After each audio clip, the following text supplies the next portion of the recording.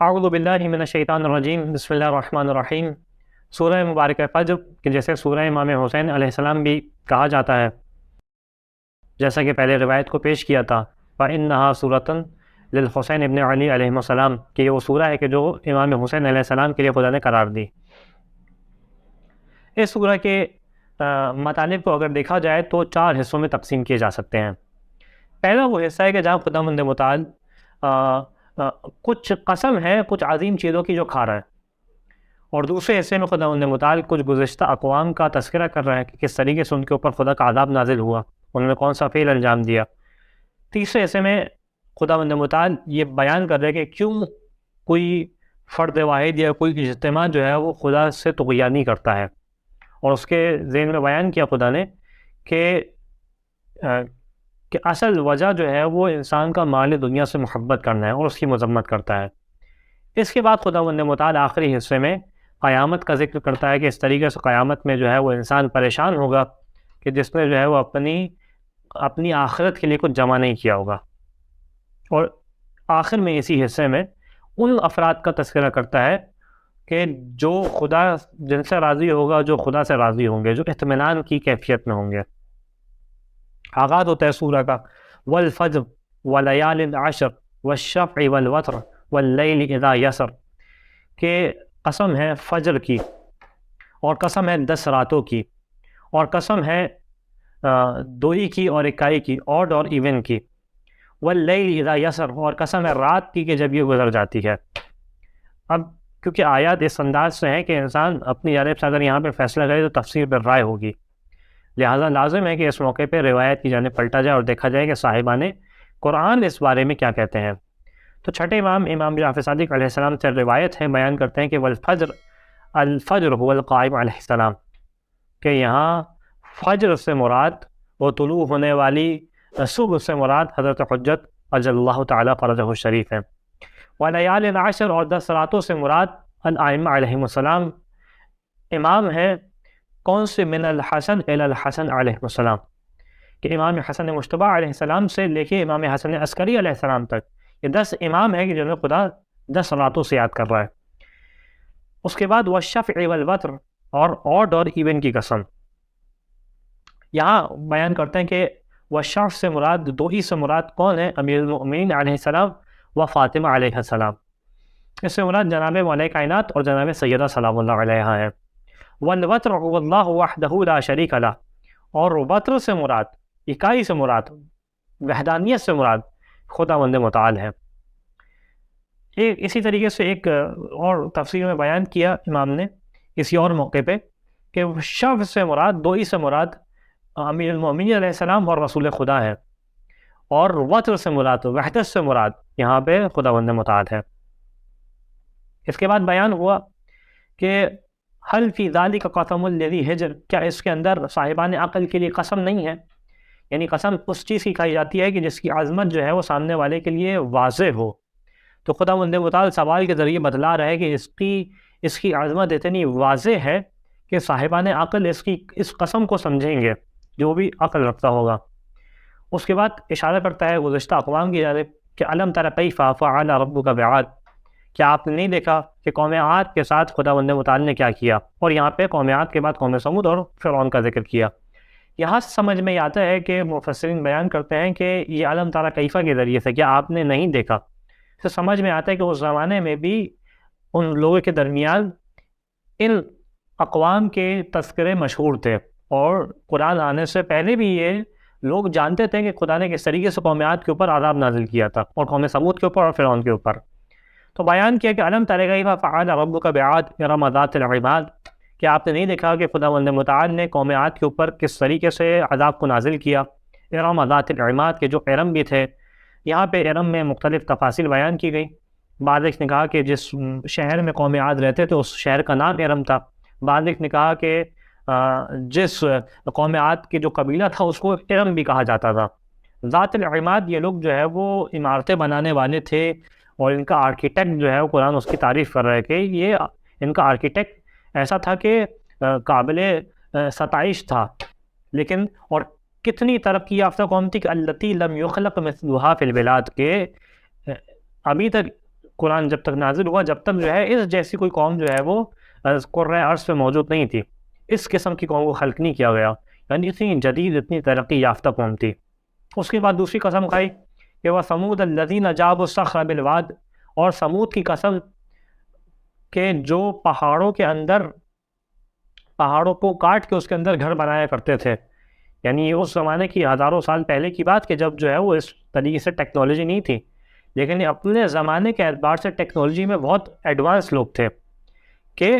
جو پہاڑ کو کاٹ کے گھر بنایا کرتے تھے۔ ان کی جو ہے وہ اس چیز کے اوپر بیان کرنا چاہ رہے ہیں کہ کتنا ایڈوانس قوم تھی ہے۔ اس کے بعد الذین جابوا الصخر بالواد وفرعون ذی الاوتاد، اور قسم ہے فرعون کی جو میخوں والا تھا، میخ کہتے ہیں کیل کو، اوتاد یعنی میخ، میخ یعنی کیل۔ یہاں پہ امام نے بیان کیا کہ کیوں جو ہے فرعون کو میخوں والا کہا گیا، اور اس ذیل میں بیان کیا کہ جب بھی یہ کسی کے اوپر جو ہے وہ عذاب دیتا تھا، کسی کو کوئی اس کے خلاف کوئی بات کرتا تھا اور اس کو اس بات کے خلاف، اس کے خلاف کلام کرنے کے خلاف جب یہ عذاب دیتا تھا تو کیا کرتا تھا کہ انسان کو زمین پہ لٹاتا تھا، یا جو ہے وہ اس کو لکڑی کے اوپر لٹاتا تھا اور چاروں جانب سے ہاتھ پیروں کے اوپر کیل ٹھوک کے چھوڑ دیتا تھا، یہاں تک کہ انسان کا خون بہتا رہے، وہ عاذیت میں تڑپتا رہے اور اسی حالت میں مر جائے۔ کہ جس طریقے سے جب جناب موسیٰ اور کا جو ہے وہ جادوگروں سے آمنا سامنا ہوا تھا اور جادوگر ایمان لے کے آ گئے تھے، تو قرآن نے اس موقع پہ بھی بیان کیا فرعون کا جملہ الا اصلبنکم جذوع النخل، کہ تم لوگوں کو میں کھجور کے درخت کے اوپر لٹکا دوں گا۔ تو وہاں پہ بھی بعض مفسرین نے بیان کیا کہ لٹکانے سے مراد کیا تھا کہ ہاتھوں پہ کیل لگا کے جو ہے وہ لٹکا دے گا، یہاں تک کہ انسان مر جاتا تھا۔ تو لہٰذا خداوند متعال نے اس کو جو ہے وہ اوتاد کہا، ذل اوتاد یعنی میخوں والا۔ اس کے بعد بیان ہوتا ہے کہ فصب علیہم ربک، ان کا فعل کیا تھا جس وجہ سے خدا نے عذاب نازل کیا، کہ الذین طغوا فی البلاد، انہوں نے جو ہے وہ طغیانی کی شہروں کے اندر، فاکثروا فیہا الفساد، نتیجہ کیا ہوا طغیانی کا، بغاوت کا، خدا کی حدود کو پامال کرنے کا، کہ فساد جو ہے وہ بہت زیادہ ہو گیا۔ اور دیکھیں قرآن کا قاعدہ کلیہ ہے یہ، اس کو جو ہے وہ انسان اپنے پلو سے باندھ لے، قرآن کا قاعدہ کلیہ ہے کہ جہاں کہیں بھی خدا کی حدود کو پامال کیا جائے گا، جہاں کہیں بھی ان قوانین کو توڑا جائے گا جو خدا نے معاشرے کے لیے اور فرد واحد کے لیے بنائے ہیں، نتیجہ یہ ہوگا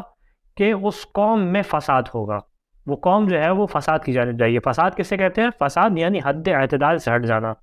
جس مقام کے لیے، جس آسائش کے ساتھ خدا نے کسی قوم کو خلق کیا ہے، وہ اس مقام سے ہٹ کے اس مقام پہ آ جائے گی کہ پریشانی میں ہو جائے گی۔ فَأَكْثَرُوا فِيهَا الْفَسَاد، اب بہت زیادہ فساد کیا، نتیجہ کیا ہوا؟ فَصَبَّ عَلَيْهِمْ رَبُّكَ صَوْتَ عَذَاب، خداوند متعال نے لگاتار شدید عذاب ان کے اوپر نازل کیا، کہ جب بھی طغیانی ہوگی فساد ہوگا، فساد کے بعد خدا کا عذاب آتا ہے۔ اور یہ ہمارے لیے بھی نصیحت ہے کہ اگر ہم دیکھیں کہ کچھ چیز ایسی محسوس ہوتی ہے کہ جو خدا کی جانب سے عذاب محسوس ہوتی ہے، تو استغفار کریں کثرت کے ساتھ۔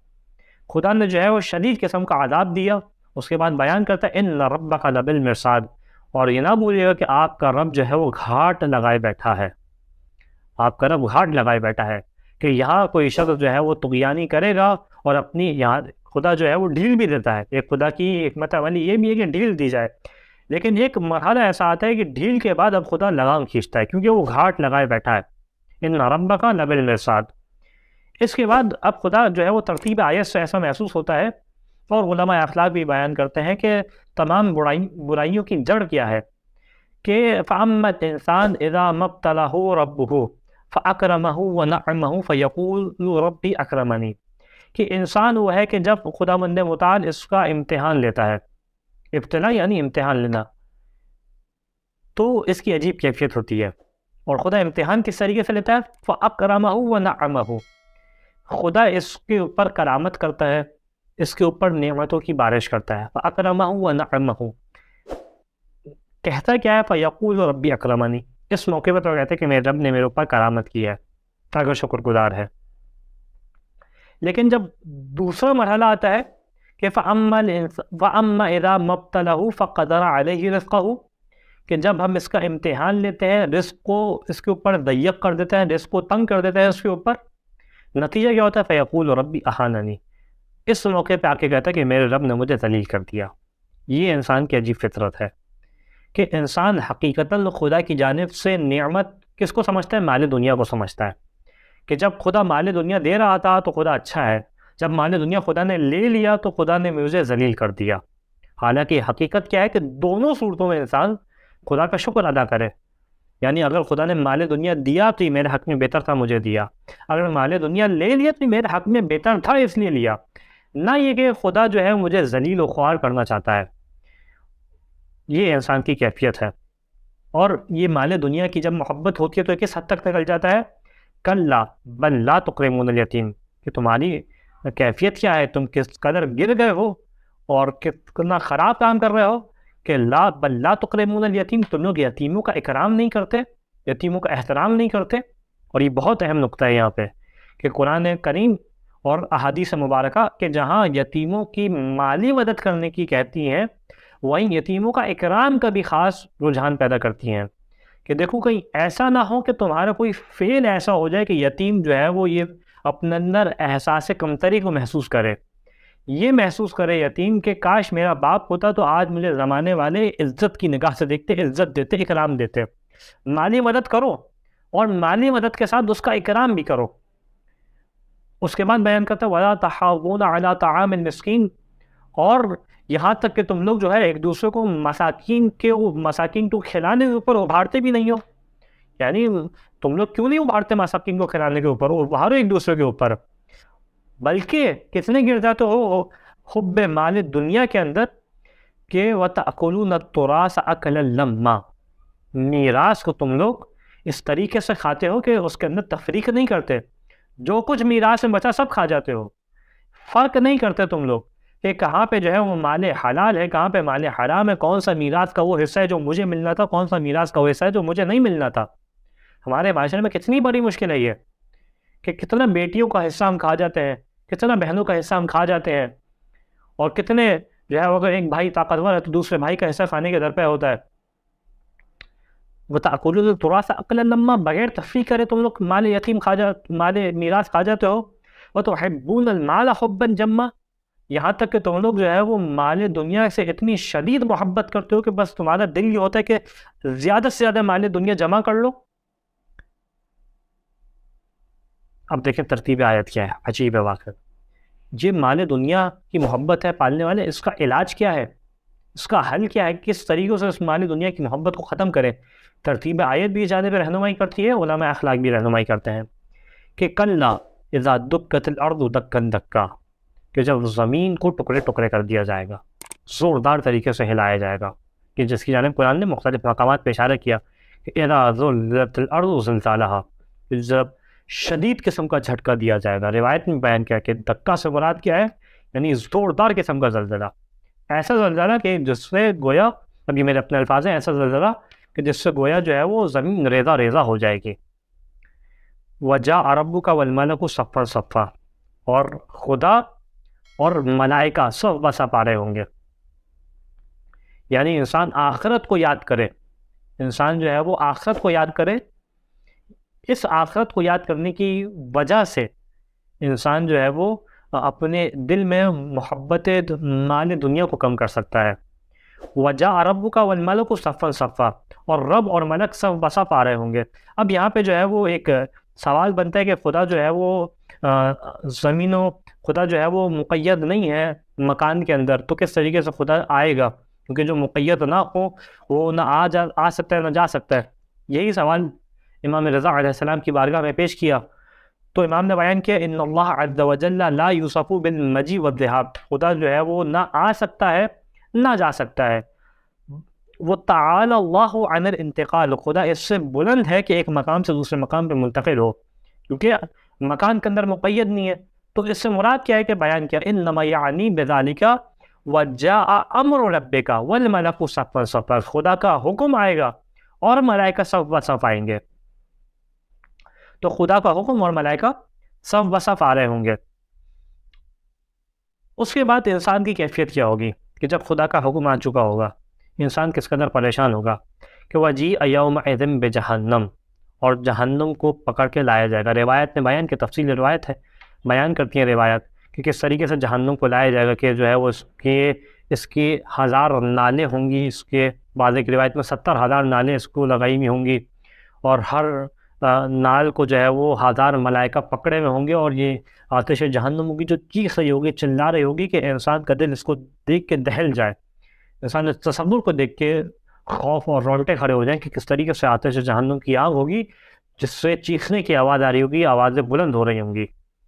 کہ وَجَاءَ رَبُّكَ وَالْمَلَكُ صَفًّا صَفًّا وَجِيءَ يَوْمَئِذٍ بِجَهَنَّمَ، جہنم کو لایا جائے گا۔ انسان جب اس منظر کو دیکھے گا اس کی کیفیت کیا ہوگی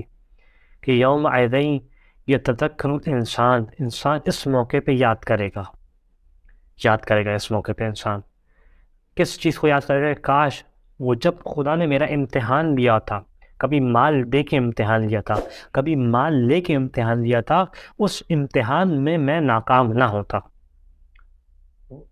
یومئذ یتذکر الانسان وانى له الذکریٰ، لیکن اس موقع پہ ذکر کیا ہی اس کو فائدہ دے گا؟ اب تو دار جزا ہے، دار عمل تو ختم ہو گیا، اب جو کر دیا اس کی جزا دی جائے گی۔ وانى له الذکریٰ یقول یا لیتنی قدمت لحیاتی، اس موقع پہ انسان کہے گا اے پالنے والے، کاش میں نے اپنی حقیقی زندگی کے لیے کچھ جمع کیا ہوتا۔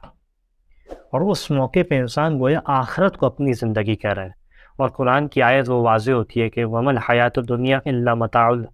الْغُرُورِ، کہ دنیا کی زندگی کچھ بھی نہیں ہے سوائے یہ کہ دھوکہ ہے، حقیقی زندگی تو وہ ہے کہ یوم وَيَقُولُ يَا لَيْتَنِي قَدَّمْتُ لِحَيَاتِي، کاش میں اپنی زندگی کے لیے کچھ جمع کیا ہوتا میں نے۔ یعنی انسان نصیحت حاصل کرے اس آیت سے،